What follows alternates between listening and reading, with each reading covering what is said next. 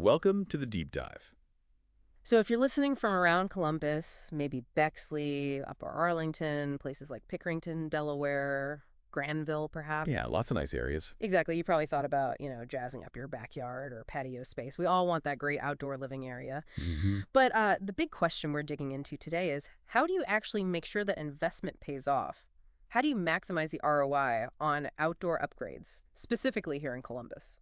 It's it's a really critical question because, you see these gorgeous setups, but honestly, a lot of homeowners end up regretting it. Regretting it, really? Yeah, there was a survey, I think Home Advisor found almost three-quarters, like 75% had regrets within just 2 years. Wow, that's huge. Yeah, Wow. often it boils down to picking the wrong materials, Hmm. or maybe the design just wasn't right for how they live, or importantly for our climate.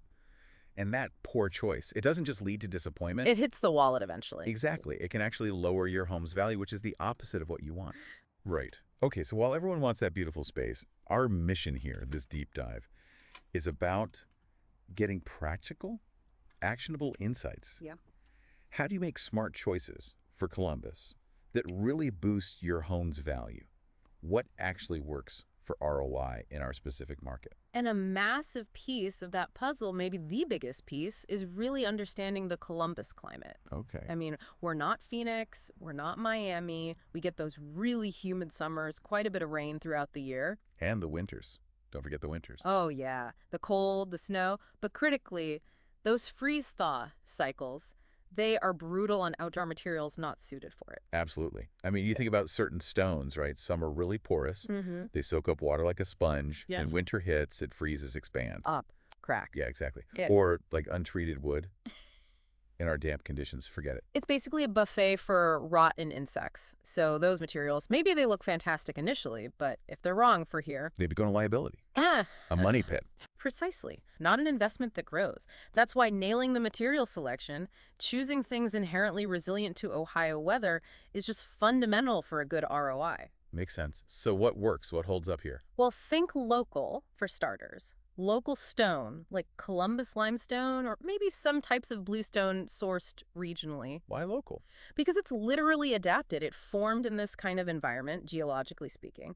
It inherently handles the moisture, the freezing, much better than something, say, quarried in a dry climate. Okay, using nature's own adaptation. I like that. Mm. What about trends like outdoor kitchens? They're super popular. Very popular, but again, materials are key. For counters, appliances, cabinets, you really want marine grade stainless steel. Marine grade, why specifically that? It's got higher levels of chromium and nickel. That composition makes it way more resistant to rust and corrosion, especially with our humidity. Ah, so standard stainless steel might not cut it long term. It'll likely show rust much faster. Yeah, not the look you want, and certainly not great for longevity or ROI. Good tip. Okay, decks, pergolas, wooden features.